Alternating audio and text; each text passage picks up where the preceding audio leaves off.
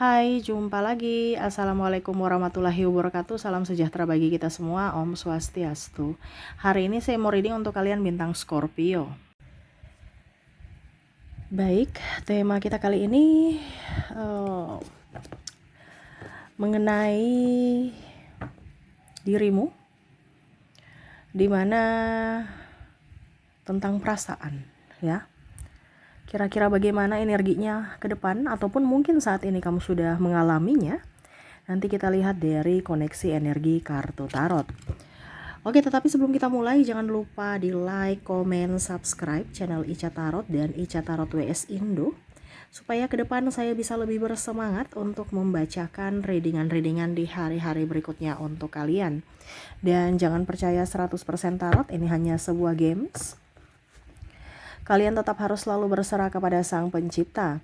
Dan walaupun ini hanya sebuah games, memang bukan games biasa, melainkan games menyerap energi. Sehingga saya minta kepada kalian untuk bisa lebih bijaksana dalam menyikapi readingan yang akan saya bacakan nanti.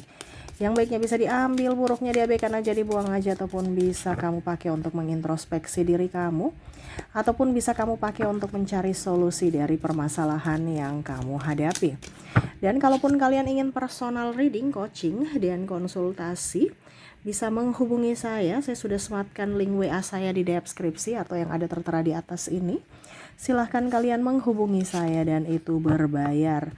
Dan kalaupun juga kalian ingin mendengarkan readingan lainnya, baik karir, keuangan, percintaan, ataupun games-games lainnya, bisa langsung ke playlist, semua sudah tertera di situ. Tinggal kamu lihat, pilih, dan bisa kalian dengarkan. Oke, kita langsung saja untukmu, berikan energimu sambil fokus pada kartu, sambil saya baca doa dan saya kocok kartunya.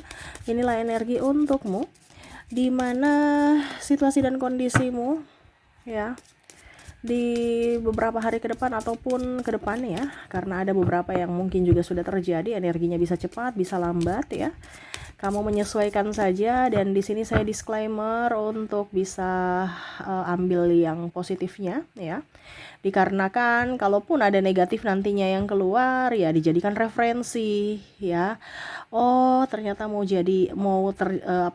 energinya kah mau seperti gitu. Berarti solusinya ini, ya. Jadi sudah bisa antisipasi, ya. Bahwa kamu harus berbuat ini supaya itu tidak terjadi, ataupun kalaupun nanti terjadi, ya kamu sudah tahu jalan apa yang harus kamu ambil gitu, ya. Kamu sudah tahu solusinya, ya. Jadi kira-kira apa, nanti kita lihat, ya.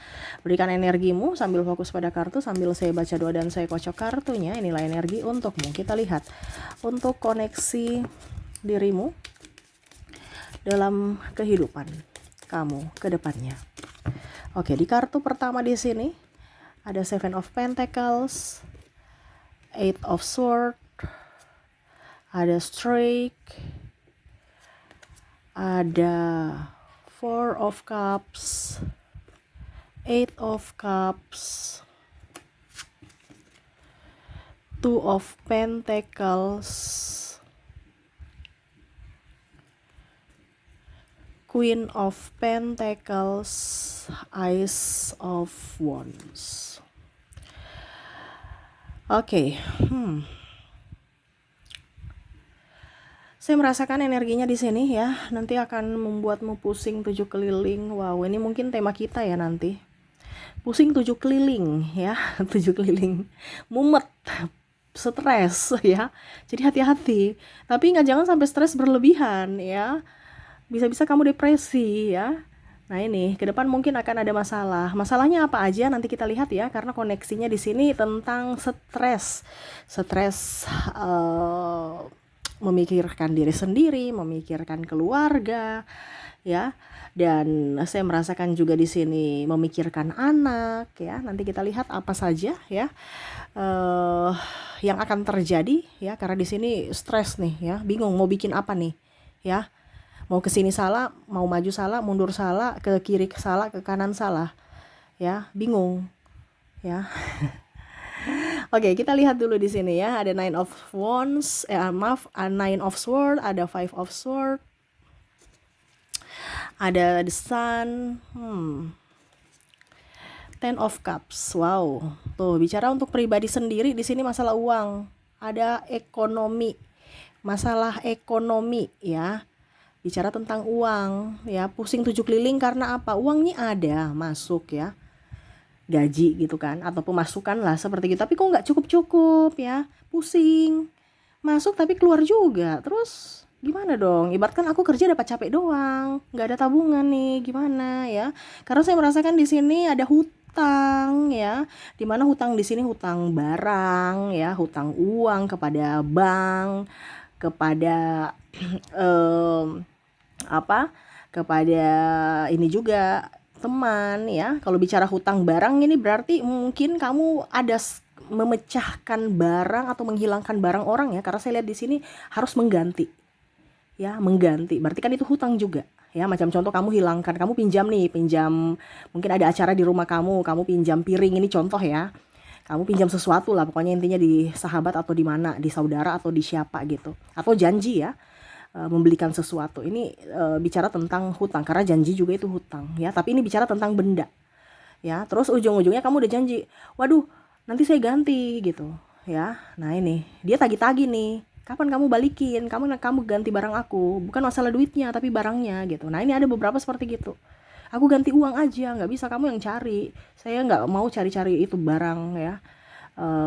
Kamu yang mungkin rusakin, pecahin ya, kamu berganti gitu. Nah, ini ada seperti gitu ya, karena bicara tentang hutang barang ya, entah baju ya diganti ya karena hilang atau sobek ya. Nah, ini atau janji belikan ini belikan itu. Nah, ini ya, jadi ditagih ya. Tetapi kalau untuk hutang barang nggak terlalu ya, tetapi memang ada masuk di sini ya, ada yang mau nagih karena janji kamu ya. Tetapi yang paling banyak ini adalah hutang uang dari sahabat atau bank. Wah, ini yang pusing ya, karena sahabat tagih-tagih. Sahabat tagih-tagih ini pun juga pihak bank juga tagih-tagih ya. Stres, pusing. Yang lebih stres lagi nih hutang pinjol. Nah, ini hati-hati ya, pinjol-pinjol nih ya. Ujung-ujung kamu bisa depresi, karena depresinya tingkat tinggi adalah pinjol. Di teror sana, teror sini. Kamu sudah dapat teror dari pinjol, kamu dapat teror lagi dari sahabat-sahabatmu atau keluargamu atau orang-orang yang kamu kenal, di mana pinjol itu meneror. Nah, ini ya. Jadi hati-hati pinjaman online yang nggak jelas. Ya, ujung-ujungnya nama baik kamu tercemar. Ya, sampai bisa kamu yang stres sendiri, pusing sendiri, depresi sendiri ya, karena ya kamu yang salah, kamu yang memutuskan untuk pinjam-pinjam ya. Hati-hati bicara pinjam-pinjam nih, hati-hati ya. Lebih baik kita punya sendiri busuk-busuk ya, dibandingkan bagus-bagus tapi malah punya orang atau memaksakan keadaan, yaitu beli secara kredit. Nggak apa-apa kalau kita beli kredit kita mampu, tapi kalau kita memaksakan keadaan, ini yang nggak bagus, dan ini terjadi ya. Makanya pusing 7 keliling, bingung mau cari pinjaman di mana lagi. Saya punya banyak pinjaman, mau pinjam ke situ saya saja belum masih punya hutang di dia. Ini contoh ya. Nah, ini hati-hati ya. Jadi kalau ke depan ya harus punya safety tentang keuangan.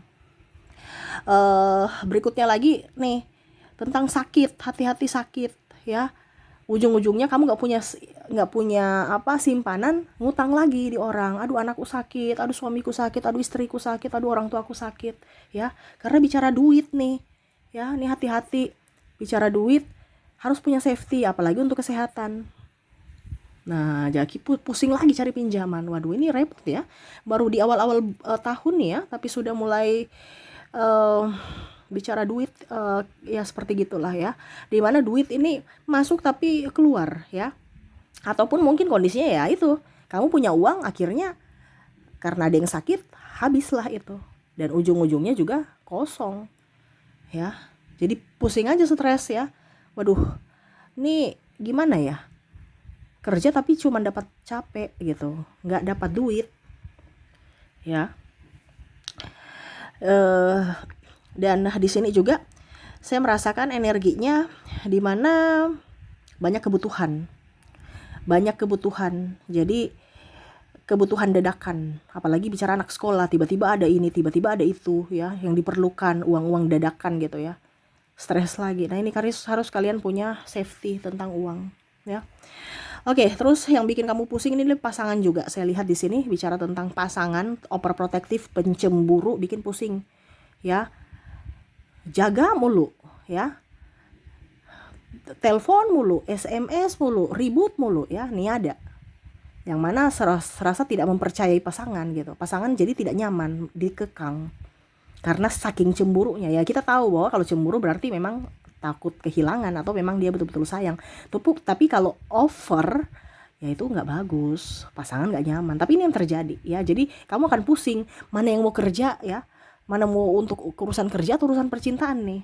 Jadi pasanganmu tuh kayak macam tahu bahwa kamu pulangnya jam 5 sore. Ya sudah jam 5, tapi ternyata kamu lembur. Nanti dipikirnya wah kamu tipu-tipu, terus kamu selingkuh, atau dia pergi samperin ke tempat kerja kamu. Akhirnya apa? Kamu yang jadi malu sama pimpinan dan teman-teman rekan kerja, ya, karena pasanganmu berulah. Nah ini hati-hati, ya. Nanti mungkin kamu nanti bicara ke pasangan, ya, saya ada rapat atau ini, atau kamu jangan terlalu cemburu, ya. Ini karena kurang komunikasi aja sih. Nah ini, jadi kalau mempunyai pasangan harus banyak komunikasi supaya dia tahu, ya, apa yang terjadi gitu. Jangan diam, nanti malah dia merasa terabaikan dan akhirnya berulah, ya. Oke, berikutnya di sini yang bikin pusing ini adalah bos, ya, pimpinan kamu atau senior, ya. Atau ya pokoknya intinya yang di atas kamu lah. Kalau kamu karyawan, ya, di mana ya kamu selalu salah dan salah.